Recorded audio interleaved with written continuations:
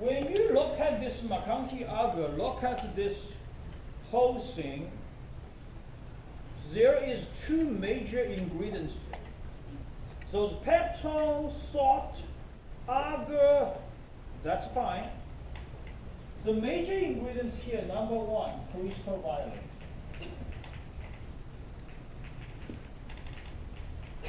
We heard about this all the time.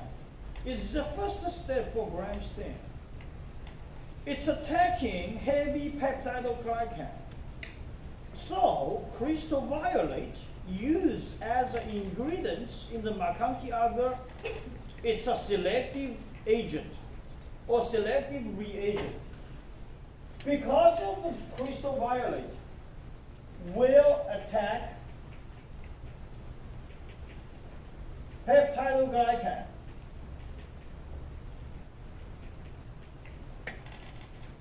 That means it will kill gram-positive bacteria. So make sure you're understanding, when you do gram stain, you see the bacteria is on the slides. Those bacteria already died. Partially because of the heat fixing, partially also because of the crystal violet attacking them. So crystal violet attacking peptidoglycan at the same time, which means it will be killing gram-positive bacteria. So the crystal violet in the McConkey agar, it's a selective reagent. Therefore, only gram-negative bacteria can grow. So, McConkey agar is a selective medium. It fits this category because it can differentiate gram-positive and gram-negative bacteria. But it's going to make it a little bit difficult. Not only it is a selective media, it is also a differentiated media because it has a lactose cell. So long time ago, McConkey agar, it is called lactose McConkey. The reason is that there is another type of the McConkey agar. It has a sorbitol. It's called a sorbitol McConkey. So what's the lactose for? Some of them could use lactose, cause lactose fermentation, will generate a pink colony. Let's say E. coli 0157H7. Okay? Some of them will not use lactose. Then the colony is colorless. For example, Pseudomonas.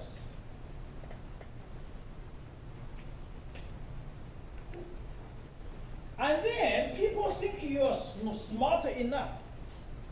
So lactose McConkey, they take this out. Become a McConkey agar.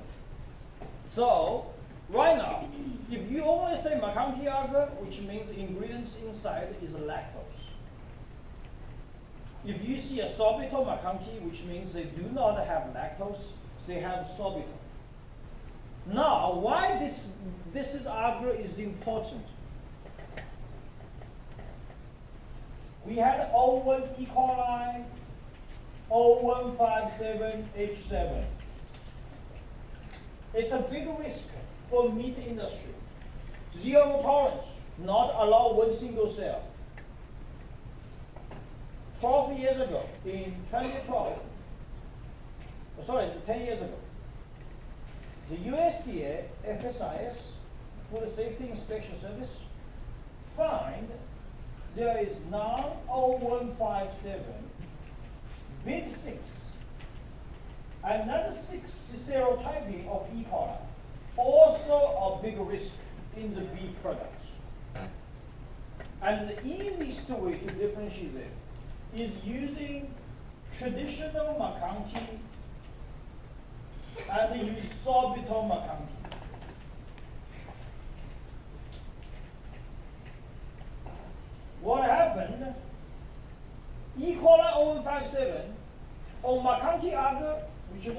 because you have a lactose there. It is pink. On sorbitol McConkey, it is colorless. Now 0157 big 6. On lactose McConkey, it is colorless. And on sorbitol McConkey, it is pink. Too little bit of red.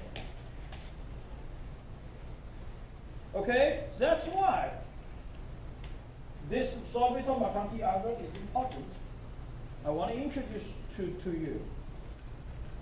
But traditionally, when we mention about the McConkey agar, is a lactose McConkey. They have a lactose. Second thing, we have to be a little bit cautious to it. It's called a selective media, but lots of the time is not selective. So, for example, the McConkey agar, it can grow E. coli. Can it grow Staphylococcus aureus? No, because Staphylococcus aureus is a gram-positive bacteria, so it's not going to grow. But can it grow Salmonella? Yes, because Salmonella is also gram-negative and grow very well. So I just want to tell you one thing. The selective is limited. It is not like you're going to be yes or no, you can differentiate everything. It's a very limited scope to selective bacterial media. Especially these days, there's a lot of unknown media, but unknown bacteria going to come out. Its limitation is more narrow. We can say more narrow, okay? Another thing we also want to mention, why it will become a pink?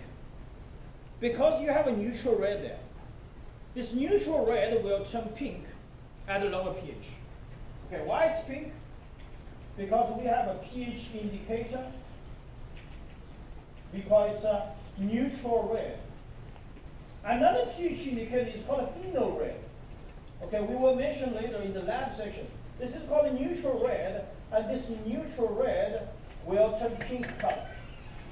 That's why the colony is pink. Okay. Sometimes the other textbook will mention they are saying there are some of the shining color here called the precipitation of the bile salts. That is very hard to see.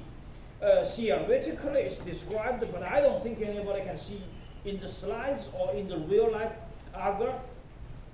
Some people will say, oh, it's caused some precipitation, a halo right there, caused by bile salts. And I never think it's seen very obviously, so I usually don't mention that too much. Okay? So we talk about this media, and we talk about the enriched media and the agar plate, all these things. Okay, next couple of slides, I will go relatively quick, because in the lab, we will practice pore plating and spread plating. And we already did streak plating. And you get hands-on experience how they do, instead of spending a huge time here. Okay, so I'll go over these real quick. Isolation of pure culture. What we do, we use spread plating, streak plating, pore plating.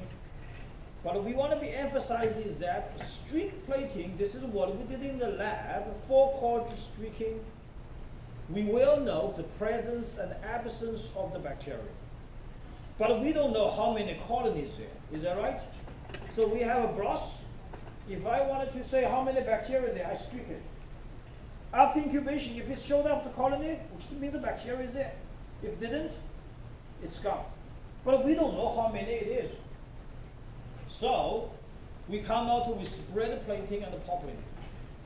Spread plating and the pore plating both will generate a bacterial colony with that, like that. But before that, we have to do Ceria dilution. It's either 10-fold or 100-fold. We will talk detail in the lab section. But at the end of the day, it will be showing you is a colony like that. Spread plating basically is the agar is already made. You put the liquid, you spread. Pore plating, you mixed with solution and the melted agar, poured into the petri dish, solidified at room temperature. So, because pore plating rely on a mild heat, so pore plating usually we get less number. and the colony could be everywhere.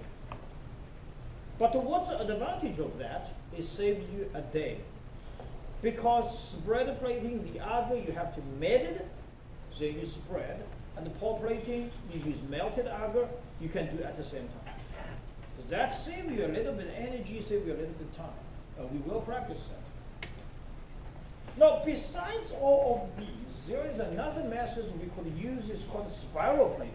It's a spiral machine. Do a circle, and then you put underneath the scanner, you will know the total population. This machine is expensive, somehow $40,000. And there is a limitation for that. Only allowed to use liquid solution, like beverages. You can't do food products, because the pipeline is so thin, it will stuck there. That's called spiral plating. Just want to let you know. Easily to do. Putting a scanner, it will tell you the number. In the old time, if we don't have computer, you have to use this color sheet to do the hands-on calculation, hands-on measuring, okay? We talked this in the lab already. You're all gonna get a sheet to describe your colony morphology for your unknown. The color picture is right here. And the black, white one, you will get in the lab already printed out for you. Okay? This is describe your colony morphology. Could be the form, elevation, margin, we'll talk about in the lab. Last couple of slides, how we measuring microorganism counts. Of course, on the other place, we could do using a chamber. This is very similar to count blood cell in your biology class.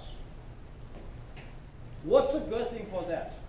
It's easy to do. But what's the disadvantage of that method? You can differentiate live cell and dead cell. It's all there. You put a bunch of liquid there, the bacteria is inside, does not mean it's all live cell. It could be dead cell. Second, we talk about the bacteria grow in the broth, we'll show you turbidity. So we could do the color spectrometer to see the absorbance of the light, like you did the measurements of your protein in your biochemistry class. This is test how cloudy, how turbidity of the broth tube. However, you cannot differentiate live and dead cell. The only way to differentiate live and dead cell is using agar plates. This is the sum of the methods. We could be using a funnel and the negative pressure to testing microorganism in a water sample. Our drinking water system, our municipal water system in the United States is drinkable. Although I always boil it, because there is a strict regulation for coliform. Fecal coliform and the coliform both are zero tolerance. Otherwise, the drinking water is contaminated with fecal sample. That means the human animal stool sample is contaminated. This is the method could be using for identify it. If you find one single cell there, that municipal water is failed. And they put a fume there. This filter is 0.45 micrometer because most of the bacteria will go through, the eukaryotes will be prevented. The last picture, this is what I did when I worked in the company 12 years ago, before I became a faculty in the university. We have a very similar stuff called membrane filtration isograde. This is used to test in fungi. So all the equipment is there, a negative vacuum system, a funnel is there, and you put the fume in there. The fume will go through the water, and the fume you put on the agar plates, it will grow. This is usually testing the fungi yeast molds on the drinking water system. The same thing like this filtration system, very, very similar to that. This is an older method, then people advance a little bit to become membrane filtration, and it looks like it's pretty fashion. It's for testing fungi, okay? We will not do this method. We will using a petrofilm to test the fungi in a very molded bread later on in the lab sections, okay? So that's all we have for the exam 1. And please do you practice exam, and we'll talk about that on Tuesday.